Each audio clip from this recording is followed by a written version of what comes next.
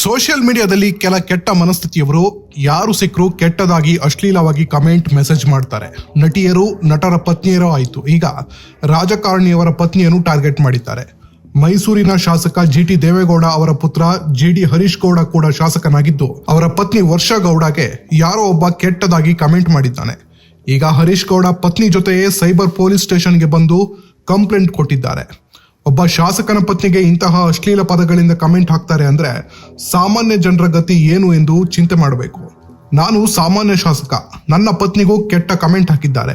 ಇದರ ಹಿಂದೆ ರಾಜಕೀಯದವರಿದ್ರೆ ಸುಮ್ಮನೆ ಬಿಡಲ್ಲ ಅಂತ ವಾರ್ನಿಂಗ್ ಕೊಟ್ಟಿದ್ದಾರೆ. ಈಗ ನಾವು ದೂರು ಕೊಟ್ಟಿದ್ವಿ 26ನೇ ತಾರೀಕು. ಅದಾದ ನಂತರ ಏನೋ ಈ ಒಂದು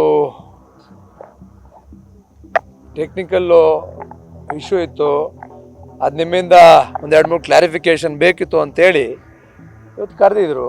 ಈಗ ಅವ್ರಿಗೇನೇನು ಟೆಕ್ನಿಕಲ್ ಕ್ಲಾರಿಫಿಕೇಷನ್ ಬೇಕಾಗಿತ್ತು, ಈಗ ಟೆಕ್ನಿಕಲ್ ಕ್ಲಾರಿಫಿಕೇಷನ್ಸ್ಗೆಲ್ಲ ಉತ್ತರವನ್ನು ಕೊಟ್ಟಿದ್ದೀವಿ. ಈಗ ಅವ್ರಿಗೆ ಯಾವ ಅಕೌಂಟ್ಗೆ ಎಲ್ಲಿಂದ ಆ ರೀತಿಯಾದಂಥ ಅಶ್ಲೀಲವಾದಂಥ ಕಮೆಂಟ್ ಬಂದಿತ್ತು ಅಂತಕ್ಕಂಥ ವಿಚಾರದಲ್ಲಿ ಸ್ವಲ್ಪ ಅವ್ರಿಗೆ ಟೆಕ್ನಿಕಲಿ ಗೊಂದಲ ಇತ್ತು, ಅದಕ್ಕೆ ಕರೆದಿದ್ರು. ಅದರಿಂದ ಬಂದಿದ್ದೀವಿ. ಕಳೆದ 10 ದಿವಸಗಳಿಂದ ಈಗ ನಾನು ನಿಮ್ಮ ಮಾಧ್ಯಮಗಳಲ್ಲಿ ಸಹ ಇವೆಲ್ಲ ಭಾಳಷ್ಟು ಪ್ರಚಾರ ಮಾಡಿರ್ತಕ್ಕಂಥದ್ದು ನಾನು ನೋಡಿದ್ದೀನಿ. ನಿಮ್ಮ ಮಾಧ್ಯಮಗಳಲ್ಲಿ ಏನೇನು ಆಗಿದೆ ಅಂತಕ್ಕಂಥದ್ದು ನಾನು ಗಮನಿಸಿದ್ದೀನಿ, ನನಗೂ ಗೊತ್ತಿದೆ. ಆದ್ದರಿಂದ ನಾನು ಹೇಳ್ತಕ್ಕಂಥದ್ದು ಇಷ್ಟೇ, ಒಂದು ಮಹಿಳೆಗೆ ಇವತ್ತು ನನ್ನ ಧರ್ಮಪತ್ನಿ ಇರ್ಬೋದು, ಯಾರಿಗೂ ಸಹ ಈ ರೀತಿಯಾದಂಥ ಅಶ್ಲೀಲವಾಗಿ ಕಮೆಂಟ್ ಆಗ್ತಕ್ಕಂಥದ್ದು, ಅಗೌರವದಿಂದ ನಡ್ಕೊಳ್ತಕ್ಕಂಥದ್ದು ಮಾಡಬಾರ್ದು ಅಂತಕ್ಕಂಥ ಉದ್ದೇಶವನ್ನು ಇಟ್ಕೊಂಡು ನಾವು ಈ ಕಂಪ್ಲೇಂಟನ್ನು ನಮ್ಮ ಪತ್ನಿಯವ್ರು ಕೊಟ್ಟಿದ್ದಾರೆ. ನಾನು ಒಂದು ಮಹಿಳೆಯಾಗಿ ಬೇರೆಯವ್ರ ಮಹಿಳೆಯರಿಗೂ ಈ ರೀತಿಯಾದಂಥ ಯಾವುದೇ ರೀತಿಯಾದಂಥ ಅಪಚಾರಗಳು ಮುಂದಿನ ದಿವಸಗಳಲ್ಲಿ ಆಗಬಾರ್ದು ಅಂತೇಳಿ ದೂರನ್ನು ದಾಖಲಿಸಿದ್ದಾರೆ. ಕಳೆದ 10 ದಿವಸಗಳು ಅವಧಿ ಹಿಂದೆ 26ನೇ ತಾರೀಕು ದೂರನ್ನು ದಾಖಲಿಸಾಗಿತ್ತು.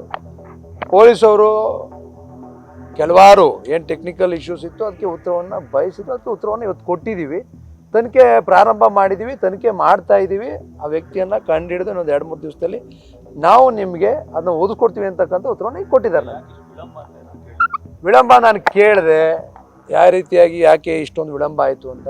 ಅದಕ್ಕೆ ಅವರು ನಾವು ಅಫಿಷಿಯಲ್ ಆಗಿ ಏನು ಮೆಟಾ, ಇನ್ಸ್ಟಾಗ್ರಾಮು ಅವ್ರಿಗೆಲ್ಲ ಬರೆದು ನಾವೀಗಾಗಲೇ ಮನವಿಯನ್ನು ಸಹ 27ನೇ ತಾರೀಕಿಗೆ ಮಾಡಿದ್ದೀವಿ ಅಂತಕ್ಕಂಥ ದಾಖಲೆನೂ ಸಹ ನನಗೆ ತೋರಿಸಿದ್ರು. ಅವರು ಮೆಟಾಗೆ ಬರೆದಿದ್ದಾರೆ. ಅಲ್ಲಿಂದ ನಮಗೆ ಕ್ಲಾರಿಫಿಕೇಷನ್ನು ಬಂದಿಲ್ಲ.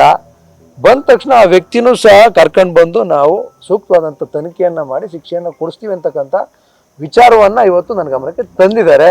ನಾನು ಈಗ ಅವ್ರಿಗೇನು ಟೆಕ್ನಿಕಲ್ ಇಶ್ಯೂಸ್ ಬೇಕಾಗಿತ್ತು, ಏನೇನಾಗಬೇಕಾಗಿತ್ತು ಅದಕ್ಕೆ ಉತ್ತರವನ್ನು ಸಹ ಕೊಟ್ಟಿದ್ದೀವಿ. ನಾನು ಅದನ್ನೇ ಹೇಳ್ತಾ ಇರ್ತಕ್ಕಂಥದ್ದು, ನಾನೊಬ್ಬ ಜನಪ್ರತಿನಿಧಿ. ಬಹುಶಃ ಇವತ್ತು ಯಾವುದೇ ಒಬ್ಬ ಮಹಿಳೆಗೆ ಈ ರೀತಿಯಾದಂಥ ಘಟನೆಗಳು ಆಗಬಾರ್ದು. ನಾನೊಬ್ಬ ಶಾಸಕ, ಒಬ್ಬ ಸಾಮಾನ್ಯ ಜನರಿಗೂ ಯಾವುದೇ ವ್ಯತ್ಯಾಸ ಇಲ್ಲ. ನಾನೊಬ್ಬ ಜನಪ್ರತಿನಿಧಿಯಾಗಿದ್ದೀನಿ. ಜನಪ್ರತಿನಿಧಿಗಳ ಸಮಸ್ಯೆಗಳನ್ನ ಎತ್ತಿ ಹಿಡಿದು ಅವ್ರ ಪರವಾಗಿ ಹೋರಾಟವನ್ನು ಮಾಡ್ತಕ್ಕಂಥ ಇರುವಂಥ ವ್ಯಕ್ತಿಯಾದ ನನಗೆ ಈ ರೀತಿಯಾದಂಥ ವ್ಯವಸ್ಥೆ ಇದೆ ಅಂತ ಹೇಳಿದ್ರೆ ಬಹುಶಃ ಆ ವಿಕೃತ ಮನಸ್ಸುಗಳು ಇನ್ನೂ ಸಹ ನಮ್ಮ ಸಮಾಜದಲ್ಲಿ ಇದ್ದಾವೆ. ಅದನ್ನ ಹೋಗಲಾಡಿಸ್ಬೇಕು ಅಂತೇಳಿ ನಮ್ಮೆಲ್ಲರ ಒತ್ತಾಯ. ಭಾಳ ವಿಚಾರವನ್ನು ನಾನು ಇಷ್ಟೊತ್ತು ಚರ್ಚೆ ಮಾಡಿದ್ದೀನಿ. ಎಲ್ಲ ಇಲಾಖೆಯ ನಮ್ಮ ACP ಅವರು ಇರ್ಬೋದು, ಇನ್ಸ್ಪೆಕ್ಟರ್ ಇರ್ಬೋದು, ಕೂತು ಇಷ್ಟೊತ್ತು ಚರ್ಚೆಯನ್ನು ಮಾಡಿದ್ದಾರೆ. ಟೆಕ್ನಿಕಲ್ ಕ್ಲಾರಿಫಿಕೇಷನ್ಸ್ನ ತೆಗೆದುಕೊಂಡಿದ್ದಾರೆ. ಮುಂದೆ ಆ ವ್ಯಕ್ತಿ ಯಾರೇ ಇದ್ದರೂ ಸಹ ಅವ್ರನ್ನ ಹುಡುಕಿ ಅವ್ರ ಬಗ್ಗೆ ಸೂಕ್ತವಾದಂಥ ಕ್ರಮವನ್ನು ತೆಗೆದುಕೊಳ್ತೀವಿ. ಈಗಾಗಲೇ ತನಿಖೆಯನ್ನು ಪ್ರಾರಂಭ ಮಾಡಿದ್ದಾರೆ. ಈಗ FIR ಈಗ ಏನು ಆಗಿದೆ, ದೂರನ್ನು ಇವತ್ತು ಕಳೆದ 10 ದಿವಸಗಳಿಂದ ಏನು ಮಾಡಿದ್ದೀವಿ, ಅವರು ಈಗ ಅದನ್ನು ದೂರು ದಾಖಲಿಸಿ ಇವತ್ತು ಅದನ್ನ ಪ್ರಾರಂಭ ಮಾಡಿದ್ದಾರೆ, ತನಿಖೆ ಮಾಡಿದ್ದಾರೆ.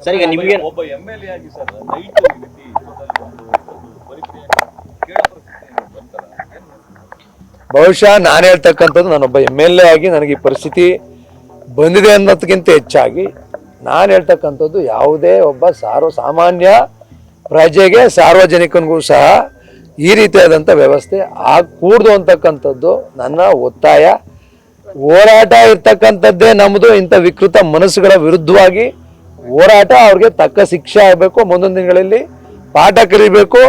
ಮಹಿಳೆಯರಿಗೆ ಈ ರೀತಿಯಾದಂಥ ಅಪಮಾನಗಳು ಮುಂದೆ ಯಾರೂ ಸಹ ಮಾಡಬಾರ್ದು. ಗೌರವಯುತ ಸ್ಥಾನದಲ್ಲಿ ಎಲ್ಲರೂ ಸಹ ಗಮನಿಸಬೇಕು ಅಂತಕ್ಕಂಥದ್ದು ನಮ್ಮೆಲ್ಲರ ಆಶಯ, ನಾನು ಜನಪ್ರತಿನಿಧಿಯಾಗಿ ಅದ್ರ ಪರವಾಗಿ ಹೋರಾಟ ನಾನು ಮಾಡ್ತಾ ಇದ್ದೀನಿ. ಡೌಟ್ ಇದೆಯಾ ಸರ್? ನಾನು ಈಗಾಗಲೇ ಪೊಲೀಸ್ ಕಮಿಷನರ್ಗೂ ಸಹ ನಾನು ಮಾತನಾಡಿದ್ದೆ, ಮನವಿ ಮಾಡಿದ್ದೆ. ಈಗಾಗಲೇ ಇವತ್ತು ಅವ್ರೇನು ಟೆಕ್ನಿಕಲ್ ಇಶ್ಯೂಸ್ ಇತ್ತು ಅದನ್ನ ಕರೆದು ನನ್ನ ಜೊತೆ ಚರ್ಚೆಯನ್ನ ಮಾಡಿದ್ದಾರೆ. ಬಹುಶಃ ಮುಂದೊಂದು ದಿನಗಳಲ್ಲಿ ಅವ್ರು ಯಾವ ರೀತಿ ಕ್ರಮವನ್ನ ಕೈಗೊಳ್ತಾರೆ ಅಂತಕ್ಕಂಥ ಆಧಾರದ ಮೇಲೆ ನಾವು ಮುಂದುವರಿತಕ್ಕಂಥ ನಾವು ನೋಡ್ತೀವಿ. ಗೃಹ ಸಚಿವರ ಗಮನಕ್ಕೆ ಅಥವಾ ಸಿಎಂ ಗಮನಕ್ಕೆ ಏನಾದ್ರು ತರ್ತೀರಾ ಅಂತ ಈ ವಿಚಾರ? ನಾನು ಹೇಳ್ತಾ ಇದ್ದೀನಿ, ಈಗ ಅವರು ಇವತ್ತು ನನಗೇನೇನು ಟೆಕ್ನಿಕಲ್ ಕ್ಲಾರಿಫಿಕೇಶನ್ಸ್ ಅವ್ರಿಗೇನಿತ್ತು, ನನಗೇನು ಟೆಕ್ನಿಕಲ್ ಕ್ಲಾರಿಫಿಕೇಶನ್ ನನಗೆ ಬೇಕಾಗಿತ್ತು, ಬಹುಶಃ ಇವತ್ತು ಅದನ್ನು ಕೊಟ್ಟಿದ್ದಾರೆ. ಮುಂದೊಂದು ದಿನಗಳಲ್ಲಿ ಈ ರೀತಿ ಆಗಬಾರ್ದು ಅಂತಕ್ಕಂಥದ್ದು ನಾನು ನಮ್ಮ ಅಧಿವೇಶನದಲ್ಲೇ ಚರ್ಚೆ ಮಾಡಿ. ಸರ್ ನಿಮ್ಗೆ ಏನಾದ್ರು ಡೌಟ್ ಇದೆಯಾ ಸರ್? ಯಾಕಂತಂದ್ರೆ ಇದನ್ನ ಉದ್ದೇಶ ಪೂರ್ವಕವಾಗಿ ಯಾರು ನಮಗೆ ಗೊತ್ತಿಲ್ಲ. ಈಗ ಗೊತ್ತಿದ್ದಿದ್ರೆ ಮಾಡ್ತಾ ಇರೋದಂತ ನಾನು ಹೇಳ್ತಾ ಇರ್ತಕ್ಕಂಥದ್ದು ನಮಗೆ ಯಾರಿಗೂ ಸಹ ಗೊತ್ತಿಲ್ಲ ಯಾರು ಮಾಡಿದ್ದಾರೆ ಅಂತಕ್ಕಂಥದ್ದು. ನನಗೆ ಇದುವರೆಗೂ ಸಹ ಅನುಮಾನ ಇಲ್ಲ. ಹೆಂಗೆ ಗೊತ್ತಾಗದು ನಮ್ಗೆ ಇಂಥವರೇ ಮಾಡಿದ್ದಾರೆ ಅಂತಕ್ಕಂಥದ್ದು? ಸಾವಿರಾರು ಜನ, ಲಕ್ಷಾಂತರ ಜನ ಇವತ್ತು ನಮ್ಮ ಸಾಮಾಜಿಕ ಜಾಲತಾಣಗಳಲ್ಲಿ ದಿನನಿತ್ಯ ಕಮೆಂಟ್ ಮಾಡ್ತಾ ಇರ್ತಾರೆ, ನೋಡ್ತಾ ಇರ್ತಾರೆ. ಆಗಿರ್ಬೇಕಾದ್ರೆ ನಮ್ಗೆ ಯಾರಿಗೂ ಸಹ ಅನುಮಾನ ನನಗಂತೂ ಇಲ್ಲ. ನಮ್ಮ ಪತ್ನಿಯವ್ರಿಗೂ ಸಹ ಇದರಲ್ಲಿ ಯಾವುದೇ ರೀತಿಯಾದಂಥ ಅನುಮಾನ ಇಲ್ಲ. ಅವರ ಹೋರಾಟ ಇಷ್ಟೇ. ನಾನು ಸಹ ಅವ್ರ ಜೊತೆ ಕೈ ಜೋಡಿಸಿದ್ದೀನಿ ಈ ಹೋರಾಟದಲ್ಲಿ. ಯಾವುದೇ ಒಂದು ಸಾಮಾನ್ಯ ಮಹಿಳೆಗೂ ಈ ರೀತಿಯಾದಂಥ ಅಪಮಾನ ನಮ್ಮ ನೆಲದಲ್ಲಿ ಆಗಬಾರ್ದು ಅಂತಕ್ಕಂಥದ್ದು ಅವರ ಉದ್ದೇಶ. ಅದಕ್ಕೋಸ್ಕರನೇ ಕಂಪ್ಲೇಂಟ್ ಕೊಟ್ಟಿರ್ತಕ್ಕಂಥದ್ದು. ನಾನು ಏನಿವತ್ತು ಆಗಿದೆ ಘಟನೆ, ನನಗೂ ಸಹ ಕೆಲವಾರು ಟೆಕ್ನಿಕಲ್ ಕ್ಲಾರಿಫಿಕೇಶನ್ಸ್ ಇವತ್ತು ಸಿಕ್ಕಿದೆ. ಏನು ನಮ್ಮ ವ್ಯವಸ್ಥೆ ಒಳಗಡೆ ಲೂಪ್ ಹೋಲ್ಸ್ ಇದೆ ಅದನ್ನ ನಾನು ಮುಂದಿನ ಅಧಿವೇಶನದಲ್ಲಿ ಇದನ್ನ ಸಬ್ಜೆಕ್ಟ್ ಇಟ್ಕೊಂಡು ನಾನು ಚರ್ಚೆ ಮಾಡ್ತೀನಿ. ಮುಂದೆ 10 ಬಾರಿ ಯೋಚನೆ ಮಾಡಬೇಕು. ಯಾರಾದರೂ ಒಂದು ಮಹಿಳೆಗೆ ಅವಹೇಳನಕಾರಿಯಾಗಿ ಅವಾಚ್ಯ ಶಬ್ದಗಳಿಂದ ನಿಂದಿಸ್ತಕ್ಕಂಥದ್ದನ್ನ ಮಾಡಬೇಕಾದ್ರೆ ಒಬ್ಬ ವ್ಯಕ್ತಿ 10 ಬಾರಿ ಯೋಚನೆ ಮಾಡಬೇಕು. ಆ ರೀತಿಯಾದಂಥ ಶಿಕ್ಷೆಯನ್ನ ಕೊಡಬೇಕು ಅಂತಕ್ಕಂಥ ವಿಚಾರವನ್ನ ನಾನು ಬರ್ತಕ್ಕಂಥ ಅಧಿವೇಶನದಲ್ಲಿ ಚರ್ಚೆ ಮಾಡ್ತೀನಿ. ಈಗ ನೀವು ಹೊರಗಡೆ ಹೋದಂತ ಸಂದರ್ಭದಲ್ಲಿ ಅವ್ರ ಕ್ಷೇತ್ರದಲ್ಲಿ ಹೆಚ್ಚಾಗಿ ಕಾಣಿಸ್ಕೊತಾರೆ, ಅವ್ರ ಆತ್ಮಸ್ಥೈರ್ಯ ಕುಗ್ಗಿಸಕ್ಕೆ ನಾನು ಹೇಳ್ತಾ ಇರ್ತಕ್ಕಂಥದ್ದು ಇಲ್ಲಿ ರಾಜಕೀಯ ವಿಚಾರ ಒಂದು ಕಡೆ. ರಾಜಕೀಯದಲ್ಲಿ ನಾನು ಸಹ ಸಾರ್ವಜನಿಕ ಜೀವನದಲ್ಲಿ ಇದ್ದೀನಿ, ರಾಜಕೀಯವಾಗಿದ್ದೀನಿ.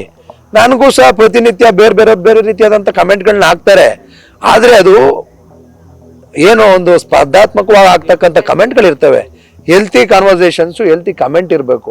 ಅದ್ಬಿಟ್ಟು ವೈಯಕ್ತಿಕವಾಗಿ ಟಾರ್ಗೆಟ್ ಮಾಡ್ತಕ್ಕಂಥದ್ದು ನನಗೆಲ್ಲೋ ಇದು ಬಹುಶಃ ಇದು ರಾಜಕೀಯ ಒಂದು ಕಡೆ ಆದರೆ ವೈಯಕ್ತಿಕವಾಗಿ ಟಾರ್ಗೆಟ್ ಮಾಡ್ತಕ್ಕಂಥ ಕೆಲಸಗಳು ಆಗಬಾರ್ದು. ಅಲ್ಲ, ಕ್ಷೇತ್ರ ಬಹುಶಃ ನನಗೆ ಗೊತ್ತಿಲ್ಲ ಇದು ಯಾರು ಮಾಡಿದ್ದಾರೆ ಅಂತಕ್ಕಂಥ ವ್ಯಕ್ತಿ ಸಿಕ್ಕಿದ ಮೇಲೆ ಅದ್ರ ಮುಂದಿನ ಒಂದು ವಿಚಾರಗಳನ್ನ ನಿಮಗೆ ತಿಳಿಸ್ತೀನಿ. ಆಗ ನಮಗೂ ಸಹ ಗೊತ್ತಾಗುತ್ತೆ ಇದು ಯಾರು ಮಾಡಿದ್ದಾರೆ, ಇದ್ರ ಹಿಂದಿನ ಉದ್ದೇಶ ಏನು ಅಂತಕ್ಕಂಥದ್ದು ಬಹುಶಃ ಆಗ ಮಾಧ್ಯಮಗಳ ಮುಂದೆ ಬಂದು ನಾನು ನಿಮ್ಗೆ ತಿಳಿಸ್ತೀನಿ.